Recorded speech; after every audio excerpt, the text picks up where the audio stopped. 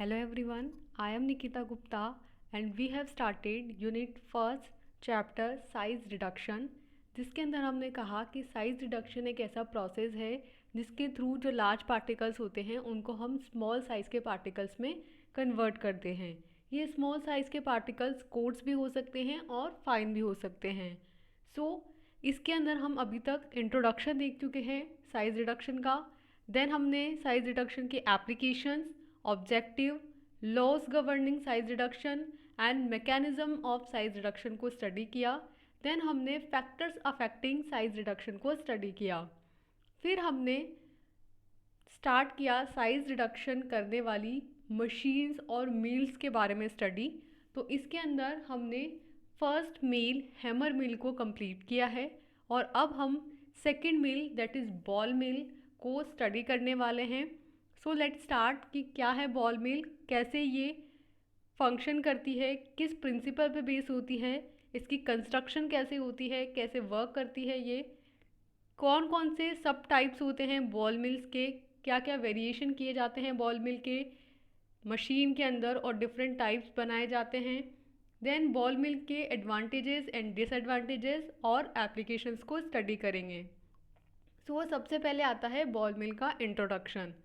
A general idea behind the ball mill is an ancient one that it was used for grinding flint for pottery. A pharmaceutical ball mill is a type of grinder used to grind and blend the materials while manufacturing various dosage forms. ये जो ball mill को बनाने का idea था ये पुराने ज़माने से लिया गया है, जिसके अंदर क्या किया जाता है, पोइट्री की बनाने के लिए ग्राइंडिंग फ्लिंट का यूज़ किया जाता है। तो उस प्रिंसिपल पे बेस्ड होता है बॉल मिल की स्ट्रक्चर। तो जो फार्मास्यूटिकल बॉल मिल होती है वो एक ग्राइंडर का टाइप है, जैसे कि ग्राइंडर होता है ना वैसे होती है फार्मास्यूटिकल बॉल मिल, जिसके अंदर एक ग्राइंडर लगा होता है, ब्लेंड्स लगी होती हैं, मटेरियल्स को इसके अंदर इंट्रोड्यूस किया जाता है जो कि डिफरेंट डोजेस फॉर्म हो सकती हैं, जैसे कि टैबलेट्स हो गई तो उनको उसमें इंट्रोड्यूस किया जाता है, एक पर्टिकुलर टाइम पीरियड के लिए उसे रोटेट किया जाता है और वो इम्पैक्ट और आर्ट्रेशन की वजह से जो मटेरियल है हमारा वो ब्रेक डाउन हो जाता है। तो इस तरीके से बॉल मिल का बेसिक फंक्शन होता है कि ये ग्राइंडिंग की प्रिंसिपल पे एक्ट करती है, ग्राइंडिंग होती है इसके अंदर और एक पुराने ज़माने से ये आइडिया लिया गया है। देन नेक्स्ट है principal. The size reduction in ball mill is a result of fragmentation mechanism, that is impact and attrition, as the ball drops from near to top of the shell. Mixing of the feed is achieved by high energy impact of balls. तो आप देख सकते हैं यहाँ पे diagram के अंदर एक कैस्केड ऑपरेशन दिखाया गया है, जिसके अंदर जब स्पीड लो रखी जाती है बॉल मिल की तो आप देख सकते हैं कि मोस्ट ऑफ द पार्टिकल्स एक साइड में होते हैं और एक लेयर जो होती है वो इसके ऊपर भी जो बॉल मिल की सरफेस है उस पर भी होती है। जब स्पीड को हाई रखा जाता है, बहुत हाई स्पीड कर दोगे तो सारे पार्टिकल्स यहाँ इसकी सरफेस पे आ जाएंगे, लेकिन जब एक करेक्ट स्पीड पे इसको रन किया जाएगा तो मोस्ट ऑफ द पार्टिकल्स इसके वन साइडेड रहेंगे और यहाँ पे जैसे ही पहुँचेंगे एक स्पेसिफिक पॉइंट पे वहाँ से वो गिरेंगे, गिरने की वजह से क्या होगा, इम्पैक्ट होगा और यहाँ पे जब सरफेस पे चल रहे होंगे तो आर्ट्रेशन होगा। तो दो मैकेनिज्म आप देख सकते हो, पहला जब एक हाइट पे जाकर के गिर रहे हैं तो इम्पैक्ट और सेकंड जब सरफेस से ये रगड़ खा रहे हैं तो फिर वहाँ पे लग रहा है आर्ट्रेशन। तो इस तरीके से इम्पैक्ट और आर्ट्रेशन के प्रिंसिपल पे ये बेस्ड होता है। इसके अंदर तो जो साइज रिडक्शन होता है वो फ्रेगमेंटेशन मैकेनिज्म का रिजल्ट है, जिसमें जो बॉल्स है वो शेल के टॉप के पास में से, not on the top, shell के टॉप के पास में से ही गिरती है और जो फीड है वो मिक्स होता है और इस मिक्सिंग को अचीव किया जाता है हाई एनर्जी इम्पैक्ट के थ्रू। तो क्या देखा हमने कि साइज रिडक्शन जो होता है बॉल मिल के अंदर वो इम्पैक्ट और आर्ट्रेशन के प्रिंसिपल पे बेस्ड होता है। नेक्स्ट आता है कि इसके अंदर जब आप डायग्राम से देख सकते हैं कि लो स्पीड पे क्या होगा, speed mode with rolling of grinding balls without flight, means कि उसके अंदर बिना फ्लाइट हुए जो बॉल्स हैं वो रोलिंग करती रहेंगी, ग्राइंडिंग होती रहेंगी उसके अंदर। जैसे कि आप यहाँ डायग्राम में देख सकते हैं कि ये बॉल्स जो है वो इस तरीके से रोटेट करती रहेंगी और इसकी वजह से, रोलिंग की वजह से जो साइज़ है वो रिड्यूस होगा। सेकंड जो है मिक्स मोड है, जो कि कैस्केड मोड मोशन होता है, जो कि लास्ट वाला डायग्राम आप देखो, इसको बोलते हैं करेक्ट स्पीड। और ये है मिक्स मोड, जिसके अंदर बहुत ज़्यादा स्पीड भी नहीं है और बहुत कम स्पीड भी नहीं है, एक मिक्स स्पीड है। और इसके अंदर कैस्केड मोड मोशन है। इसमें जो स्पीड है वो, उसका स्पीड का जो मोड है वो with partial rolling and partial flight of grinding, means कि इसके अंदर पार्शियली तो रोलिंग हो रही है, रोलिंग भी हो रही है साथ में, आप यहाँ देख सकते हैं कि रोलिंग हो रही है और साथ में इसके अंदर क्या हो रही है, ग्राइंडिंग हो रही है, फ्लाइट प्रोसेस हो रही है, पार्शियल फ्लाइट। तो पार्शियल रोलिंग और पार्शियल फ्लाइट के रिजल्टेंट साइज रिड्यूस हो रहा होता है, जो कि हम ये कह सकते हैं कि इम्पैक्ट और आर्ट्रीशन दोनों जो है प्रिंसिपल इस पर लग रहे होते हैं। देन जो इस हाई स्पीड होती है उसके अंदर speed mode with circular motion of balls with no fall. तो जब आप स्पीड हाई रखते हैं तो सिर्फ बॉल्स रोल कर रही होती है, उसके अंदर क्या नहीं हो रहा होता है, फ्लाइट मोशन नहीं हो रहा होता है, गिर नहीं रही होती है, वो सिर्फ रोल कर रही होती हैं। तो इस तरीके से डायग्राम के बिहाफ पे यहाँ 3 चीज़ें बताई गई हैं कि स्पीड लो रखने पे क्या होगा, हाई रखने पे क्या होगा, और एक करेक्ट मिक्स स्पीड रखने पे इम्पैक्ट और आर्ट्रीशन दोनों अप्लाई होगा, और इस तरीके से प्रॉपर साइज रिडक्शन होता है। देन आती है बॉल मिल की कंस्ट्रक्शन। तो यहाँ आप डायग्राम में देख सकते हैं कि इस तरीके का एक सिलेंड्रिकल इक्विपमेंट होता है, जिसके अंदर नीचे यहाँ बॉल्स रखी जाती हैं शेल पे, और फिर ये रोटेट करता है। तो इसके रोटेट की वजह से इसको यहाँ पे कट करके दिखाया है कि ये जब रोटेट करता है तो एक ड्राइवन डॉपलर होता है, और जो मटीरियल्स है वो यूँ इस तरीके से रोल करते हैं एक सर्टेन हाइट तक नियर द टॉप, और फिर यहाँ से ये स्लाइड करते हैं, गिरते हैं वहाँ से, और इसकी वजह से इम्पैक्ट लग रहा है। और जब वॉल पे रोटेट कर रहे होते हैं तो आर्ट्रीशन लग रहा होता है। तो इम्पैक्ट और आर्ट्रीशन दोनों के कॉम्बिनेशन की वजह से जो साइज़ है वो रिड्यूस होता है। सेकंड, यहाँ पे इंडस्ट्रियल में कैसी मशीन होती है ये भी दिखाई गई है। तो इसके अंदर आप देख सकते हैं एक डिब्बा टाइप है, और इसको ऐसे वर्टिकली लगाया जाता है,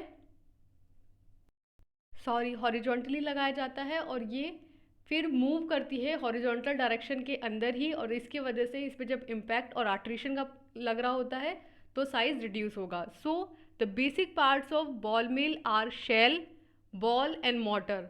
3 बेसिक पार्ट होते हैं बॉल मिल के। एक तो होता है शेल, जिसके अंदर हम बॉल्स को इंट्रोड्यूस करेंगे। सेकंड बॉल, जो कि उसमें साथ में पाउडर के साथ रखी जाती है, जिसकी वजह से आर्ट्रीशन लगेगा। और थर्ड होती है मोटर, जो कि स्पीड के लिए रिस्पॉन्सिबल है, मीन्स कि इसको रोटेट करने के लिए रिस्पॉन्सिबल है, that is motor.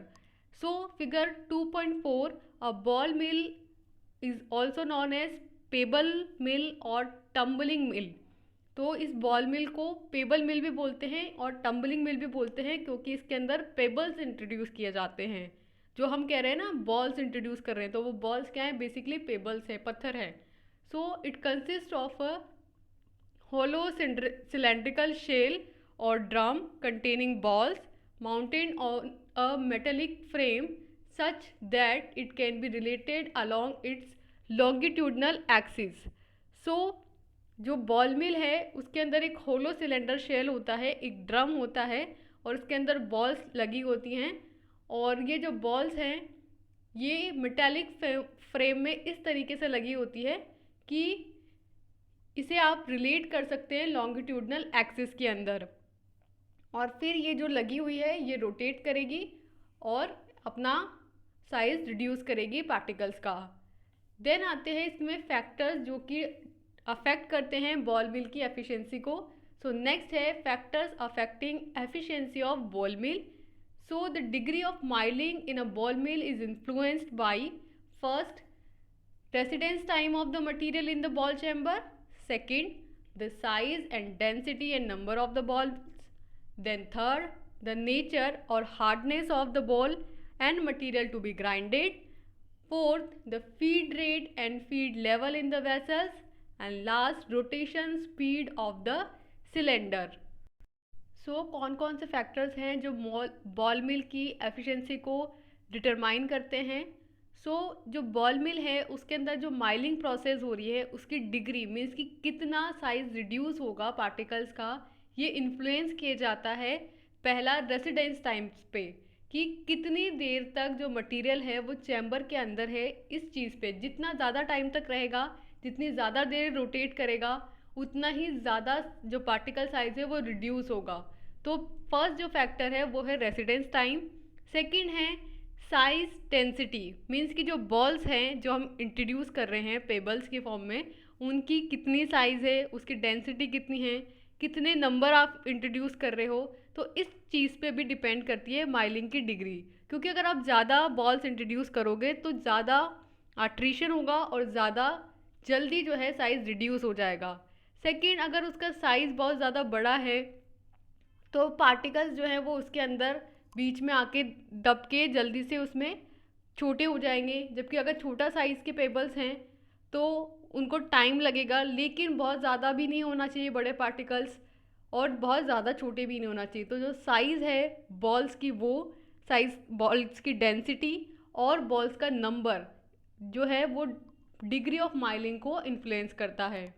Then next है कि नेचर और हार्डनेस ऑफ बॉल, कि जो बॉल्स हम इंट्रोड्यूस करा रहे हैं आर्ट्रेशन करवाने के लिए, उनका नेचर कैसा है, वो कितनी हार्ड है, और जो मटेरियल हम उसके अंदर इंट्रोड्यूस करा रहे हैं ग्राइंडिंग के लिए, वो मटेरियल कैसा है। मीन्स कि अगर वो अब्रेसिव मटेरियल है, इजीली टूट जाने वाला है, तो बहुत कम टाइम पे, बहुत कम रेसिडेंस टाइम पे और बहुत कम हार्ड बॉल्स के थ्रू ही साइज़ जो है रिड्यूस हो जाएगा पार्टिकल्स का। जबकि अगर मटेरियल्स बहुत ज़्यादा हार्ड है तो फिर ज़्यादा अमाउंट ऑफ बॉल्स और ज़्यादा फोर्सफुल बॉल्स इंट्रोड्यूस करानी होगी।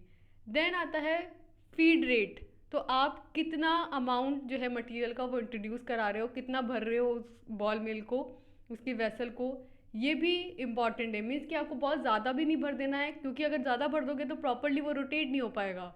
और सेकंड, बहुत कम भी नहीं भर देना है, क्योंकि अगर बहुत कम भर दोगे तो वो बहुत ज़्यादा फाइन कर देगा पार्टिकल्स को। तो इसलिए वहाँ पे फीड रेट और फीड लेवल भी एक इम्पॉर्टेंट फैक्टर है। देन लास्ट आती है रोटेशन स्पीड। तो सिलेंडर की स्पीड जो है, आप जैसे कि डायग्राम में देख चुके हो कि अगर बहुत ज़्यादा हाई स्पीड है तो सर्कुलर मोशन में होने लग जाएगा, और अगर बहुत कम स्पीड है तो फिर भी प्रॉपरली एक लेयर तो सर्कुलर में होगी और कुछ बहुत सारे पार्टिकल्स एक साइड में कॉर्नर में आ जाएंगे, तो भी प्रॉपर साइज रिडक्शन नहीं हो पाएगा। तो रोटेशन स्पीड जो है वो भी एक मेन फैक्टर है। तो हम कैसे बॉल मिल की एफिशिएंसी को बढ़ा सकते हैं, कौन कौन से डिग्री फैक्टर्स हैं जो कि माइलिंग को अफेक्ट करते हैं, इन्फ्लुएंस करते हैं। तो फर्स्ट है रेसिडेंस टाइम, सेकंड है बॉल्स की साइज, डेंसिटी और नंबर, थर्ड है बॉल्स का नेचर, उसकी हार्डनेस, फोर्थ है फीड को इंट्रोड्यूस करने का रेट और फीड का लेवल वेसल के अंदर, और लास्ट है सिलेंडर की स्पीड। देन नेक्स्ट आता है वर्किंग, कि किस तरीके से बॉल मिल की वर्किंग है। So several types of ball mill exist, they differ to an extent in their operating principle, they also differ in their maximum capacity of the milling shell, ranging from 0.10 liter to planetary ball mill, mixer mill, vibration ball mill to several 1000 liters of horizontal rolling ball mills। तो different type की ball mills है और उनके behalf पे जो working है ball मिल की वो भी डिफरेंट टाइप की होती है। तो ये जो डिफरेंस है वो इस बात पे डिपेंड करता है कि कौन से ऑपरेटिंग प्रिंसिपल पे आपकी बॉल मिल एक्ट कर रही है। तो इसके अंदर डिफरेंट कैपेसिटी के जो मिलिंग शेल है वो होते हैं। मीन्स कि जो माइलिंग शेल्स हैं जो जिनके अंदर साइज रिडक्शन हो रहा है, उनकी साइज़ के बेसिस पे बॉल मिल जो है वो डिफरेंट ऑपरेटिंग प्रिंसिपल पे वर्क करती है। तो इसके अंदर 0.010 लीटर की रेंज वाले जो होते हैं उसमें आते हैं प्लानिटरी बॉल मिल, मिक्सर मिल और वाइब्रेशन मिल, और यहाँ से लेकर के 100 लीटर वाले बॉल मिल भी होते हैं जिनको बोलते हैं हॉरिजॉन्टल रोलिंग बॉल मिल। और इस तरीके से बॉल मिल के वॉल्यूम के बेसिस पे, उसकी कैपेसिटी के बेसिस पे डिफरेंट टाइप ऑफ बॉल मिल होते हैं, और इनकी साइज़ के बेसिस पे इनके जो ऑपरेटिंग प्रिंसिपल होते हैं वो भी डिफरेंट डिफरेंट होते हैं। देन नेक्स्ट आता है the steps involved in the working principle और process of ball mill are as follow. तो हमने ये देखा कि डिफरेंट डिफरेंट का होगा, लेकिन एक कॉमन मैकेनिज्म होता है बॉल मिल का वर्किंग का, तो उसको यहाँ स्टेप्स में बताया गया है। तो फर्स्ट स्टेप है इनिशियल स्टेप।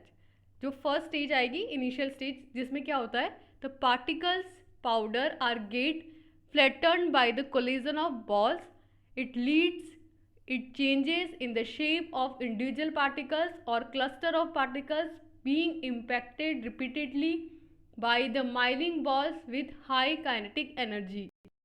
तो जैसे कि बताया है फर्स्ट स्टेज है इनिशियल स्टेज, और इस इनिशियल स्टेज में क्या होता है, जो पाउडर पार्टिकल्स होते हैं उनको वो फ्लैटन हो जाते हैं, वो लेट जाते हैं बॉल्स के ऊपर और उनमें कॉलिजन हो रहा होता है, उनमें टक्कर हो रही होती है। और इसकी वजह से जो इंडिविजुअल पार्टिकल्स हैं उनके जो शेप होते हैं वो चेंज हो जाते हैं, और जो क्लस्टर में होते हैं पार्टिकल्स उन पे भी इम्पैक्ट हो रहा होता है रिपीटेडली, बार बार बॉल्स के थ्रू। और ये जो बॉल्स के थ्रू जो इम्पैक्ट हो रहा होता है, इसके थ्रू एक हाई काइनेटिक एनर्जी उसमें लग रही होती है। तो इस काइनेटिक एनर्जी की वजह से मूवमेंट हो रहा होता है और इम्पैक्ट हो रहा होता है, और इसकी वजह से जो बॉल्स हैं वो पार्टिकल्स को तोड़ रही होती हैं, चाहे वो पार्टिकल्स इंडिविजुअल हों या क्लस्टर में हों, दोनों ही पार्टिकल्स को इम्पैक्ट के थ्रू तोड़ा जा रहा होता है। देन सेकेंड स्टेज है इंटरमीडिएट स्टेज। इसमें क्या होता है, significant changes occur in comparison with those in the initial stage. तो इस इंटरमीडिएट स्टेज के अंदर जो हमारी इनिशियल स्टेज है उसके कंपैरिजन में कुछ सिग्निफिकेंट चेंजेस हो रहे होते हैं, कुछ डिफरेंस आपको नज़र देखने को आएगा, मीन्स कि ज़्यादा साइज जो है वो रिड्यूस होगा।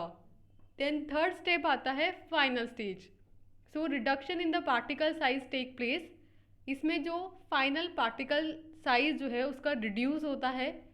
The micro construction of the particles also appear to be more homogeneous in microscopic scale then those at initial and intermediate stage. तो इसके अंदर जो साइज रिडक्शन होता है उसके थ्रू माइक्रो स्ट्रक्चर ऑब्टेन होती है पार्टिकल्स की, जिसके वजह से मोर होमोजीनियस जो है आपको आपका पाउडर देखने को मिलेगा। माइक्रोस्कोपिक लेवल पे वो पहुंच जाएगा, माइक्रोस्कोपिक स्केल पे पहुंच जाएगा देन इनिशियल और इंटरमीडिएट स्टेज के। और लास्ट आती है कंप्लीशन स्टेज, जिसके अंदर the powder particles possess an extremely deform metastable structure. Means कि जो पार्टिकल्स हैं पाउडर के फॉर्म में जो आ चुके हैं उनके अंदर बहुत एक्सट्रीम लेवल का डिफॉर्म्ड होता है, मेटास्टेबल स्ट्रक्चर्स बनती हैं। तो हमने देखा कि 4 स्टेजेस के अंदर होता है बॉल मिल का प्रोसेस। फर्स्ट आती है इनिशियल फेज, जिसके अंदर पहले कॉलिजन होगा, इम्पैक्ट होगा और जो क्लस्टर है पार्टिकल्स के वो तोड़े जाएंगे। देन इंटरमीडिएट स्टेज, जिसके अंदर सिग्निफिकेंट चेंजेस होंगे। देन फाइनल स्टेज, जिसके अंदर जो पार्टिकल है उसको इतना रिड्यूस कर दिया जाएगा कि वो माइक्रोस्कोपिक स्केल में पहुंच जाएगा, उसकी स्ट्रक्चर माइक्रोस्कोपिक हो जाएगी। और देन लास्ट आती है आपकी कंप्लीशन स्टेज, जिसके अंदर जो पार्टिकल्स का पाउडर है वो एक्सट्रीमली डिफॉर्म होता है और मेटास्टेबल स्ट्रक्चर के अंदर पहुंच जाता है। सो इन 4 स्टेप्स के अंदर बॉल मिल की प्रोसेस होती है। देन आता है टाइप्स ऑफ बॉल मिल। तो जैसे कि हमने लास्ट देखा था कि बॉल मिल का जो वर्किंग है वो उसके वॉल्यूम के बिहाफ पे डिफरेंट वेरी करता है। तो इस बिहाफ पे बॉल मिल के डिफरेंट टाइप्स हैं एंड हियर आर देयर।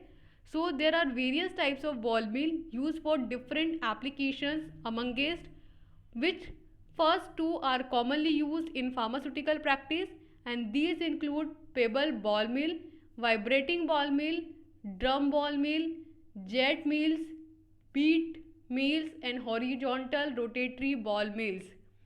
सो बहुत अलग अलग टाइप की बॉल मिल्स होती हैं और इन अलग अलग टाइप की बॉल मिल्स का अलग अलग एप्लीकेशंस होते हैं, जिनके अंदर 2 बताई गई हैं, पेबल बॉल मिल और वाइब्रेटिंग बॉल मिल। ये सबसे ज़्यादा कॉमनली यूज़ की जाने वाली बॉल मिल्स हैं फार्मास्यूटिकल प्रैक्टिस के अंदर। तो जो different types of ball mill हैं उसके अंदर आते हैं pebble ball mill, second vibrating ball mill, third drum ball mill, fourth jet mills, fifth beat mills and 6 horizontal rotatory ball mills, जिनमें से स्टार्टिंग की 2 बॉल मिल्स को हम देख रहे हैं। फर्स्ट है पेबल बॉल मिल्स। तो जैसा कि नाम से पता चल रहा है कि इसके अंदर पेबल्स यानी कि पत्थर इंट्रोड्यूस करेंगे साइज रिडक्शन के लिए। So pebble mills are sometimes called as jar mill और pot mill which works on the principle of attrition and impact. तो इसके अंदर पेबल्स इंट्रोड्यूस किए जाएंगे और इसे जार मिल और पोर्ट मिल भी बोलते हैं, और ये आर्ट्रिएशन और इम्पैक्ट के प्रिंसिपल पे वर्क करती है। देन सेकेंड आता है vibrating ball mill. So vibrating ball mill also works on the principle of attrition and impact. So आपकी पेबल बॉल मिल हो या वाइब्रेटिंग बॉल मिल हो, दोनों ही आर्ट्रिएशन और इम्पैक्ट के प्रिंसिपल पर एक्ट करती हैं। लेकिन पेबल बॉल मिल के अंदर हम पेबल्स इंट्रोड्यूस करते हैं आर्ट्रिएशन के लिए और इम्पैक्ट के लिए, जबकि वाइब्रेटिंग बॉल मिल के अंदर हम वाइब्रेशन के थ्रू आर्ट्रिएशन और इम्पैक्ट इंट्रोड्यूस करवाते हैं। So these are the types of ball mill. Then next आता है बॉल मिल के यूजेस। सो फर्स्ट है कि small capacity ball mills are use for the final grinding of drugs और फॉर ग्राइंडिंग सस्पेंशन। मीन्स कि first है कि जो बॉल मिल्स है उनका यूज़ किया जाता है, जो स्मॉल कैपेसिटी वाले होते हैं उनका ड्रग्स की फाइनल ग्राइंडिंग के लिए और सस्पेंशन की ग्राइंडिंग के लिए उसका यूज़ किया जाता है। सेकेंड है high capacity ball mills are use for milling ores prior to manufacture of pharmaceutical chemicals. और पहला तो हमने देख लिया स्मॉल कैपेसिटी के लिए। देन आता है हाई कैपेसिटी वाले बॉल मिल्स, तो इनका यूज़ किया जाता है माइलिंग ऑर्स के लिए, जिसमें प्रायोरिटी दी जाती है मैन्युफैक्चरिंग ऑफ फार्मास्यूटिकल केमिकल्स की। देन थर्ड आता है ball mills are for efficient tool for grinding many brittle and sticky materials into fine powder. Means कि जो बॉल मिल होता है वो ब्रिटल और स्टिकी मटेरियल्स को फाइन पाउडर में कन्वर्ट करने के लिए एक एफिशिएंट टूल होता है, जिसके थ्रू अच्छे से फाइन पाउडर में कन्वर्ट कर सकते हैं हम ब्रिटी मटेरियल्स को भी और स्टिकी मटेरियल्स को भी। देन लास्ट आता है कि hard and abrasive as well as wet and dry material can be grinded in the ball mill for pharmaceutical purpose। Means कि जो हार्ड और अब्रेसिव मटेरियल होते हैं और जो वेट और ड्राई मटेरियल्स होते हैं, इन दोनों को ही बॉल मिल के थ्रू ग्राइंड किया जा सकता है फार्मास्यूटिकल पर्पस के लिए। तो हमने बॉल मिल के क्या क्या यूजेस देखे। फर्स्ट, जो स्मॉल कैपेसिटी वाले होते हैं उनको ड्रग्स की ग्राइंडिंग के लिए और सस्पेंशन की ग्राइंडिंग के लिए यूज़ करेंगे। सेकंड, जो हाई कैपेसिटी वाले होते हैं उनका यूज़ करते हैं माइलिंग के लिए और मैन्युफैक्चरिंग के लिए, जो फार्मास्यूटिकल केमिकल्स होते हैं उनके लिए। देन थर्ड हमने कहा कि जो ब्रिटल और स्टिकी मटेरियल्स होते हैं उनको फाइन पाउडर में कन्वर्ट करने के लिए बॉल मिल का यूज़ करते हैं। और लास्ट हमने कहा कि जो हार्ड और अब्रेसिव मटेरियल होते हैं, साथ में जो वेट और ड्राई मटेरियल्स होते हैं, उनकी भी ग्राइंडिंग बॉल मिल से की जाती है। देन नेक्स्ट आते हैं बॉल मिल के मेरिट्स, यानी कि क्या क्या इसके एडवांटेजेस हैं। So it produces very fine powder, particle size less than और इक्वल टू 10 माइक्रॉन्स। मीन्स कि इस बॉल मिल के थ्रू बहुत फाइन पार्टिकल्स प्रोड्यूस किए जा सकते हैं जिनका पार्टिकल साइज 10 माइक्रोन के बराबर या उससे कम भी होता है। देन सेकेंड है कि it is suitable for milling toxic materials because of its design as a completely enclose form. तो जो टॉक्सिक मटीरियल्स होते हैं उनकी माइलिंग के लिए भी इसका यूज़ किया जाता है, क्योंकि इसकी डिज़ाइनिंग ऐसे होती है कि कम्प्लीटली इनक्लोज फॉर्म में होता है, तो बाहर कोई पाउडर इसमें उड़ के बाहर नहीं आ रहा होता है। जैसे हैमर मिल में हमने डिसएडवांटेज में कहा था कि टॉक्सिक मटेरियल जो होती है उसकी वजह से जो ऑपरेटर है उसकी हेल्थ इश्यूज़ हो सकते हैं उसमें। अब इसमें क्योंकि जो डिज़ाइनिंग ऐसे है कि पूरी तरीके से ये क्लोज होता है, तो आप टॉक्सिक मटेरियल्स की भी इसके अंदर माइलिंग कर सकते हो। देन थर्ड आता है कि it is use in milling highly abrasive materials. Means कि वो मटीरियल जो बहुत ज़्यादा अब्रेसिव होते हैं उनकी माइलिंग के लिए भी इसका यूज़ किया जा सकता है। एंड फोर्थ एंड लास्ट है कि strong adaptingly to the fluctuation of the physical properties of material such as granularity, water content and hardness. Means कि फिजिकल प्रॉपर्टी जो है मटीरियल की उसमें स्ट्रॉन्ग अडेप्टेशन और फ्लक्चुएशन जैसे कि ग्रैनुलरिटी, वाटर कंटेंट और हार्डनेस जैसी जो प्रॉब्लम्स हैं उनका इसमें कोई प्रॉब्लम नहीं आता है।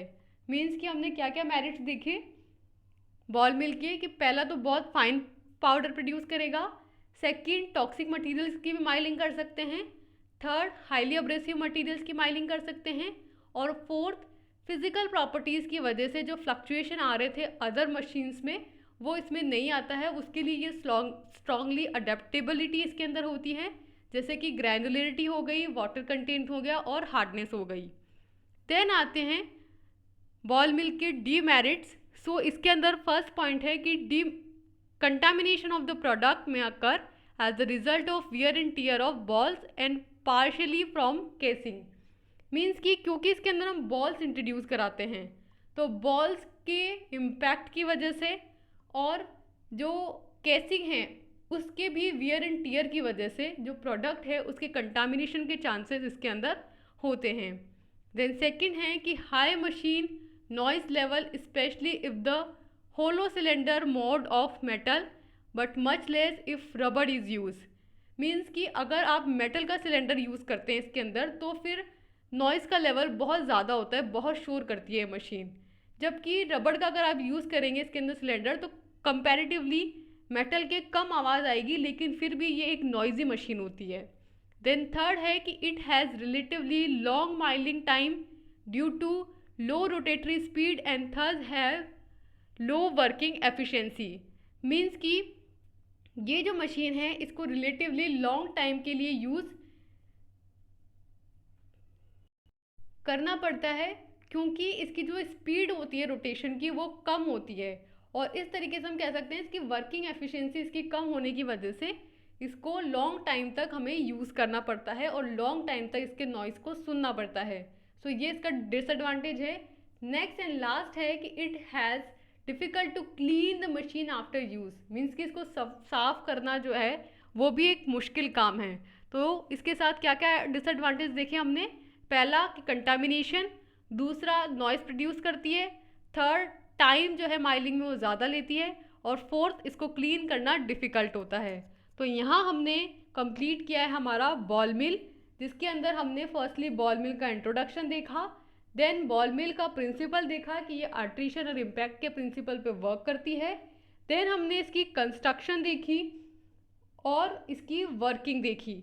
वर्किंग के बाद हमने देखा इसके टाइप्स जो कि इसके वॉल्यूम के बिहाफ पे डिज़ाइन हुए थे, एंड देन हमने इसके मेरिट्स, डीमेरिट्स और एप्लीकेशन या यूज़ बोल सकते हैं वो स्टडी किए। तो यहाँ हमारी second mill ball mill complete होती है। नेक्स्ट वीडियो लेक्चर में हम next mill that is fluid energy mill को स्टडी करेंगे।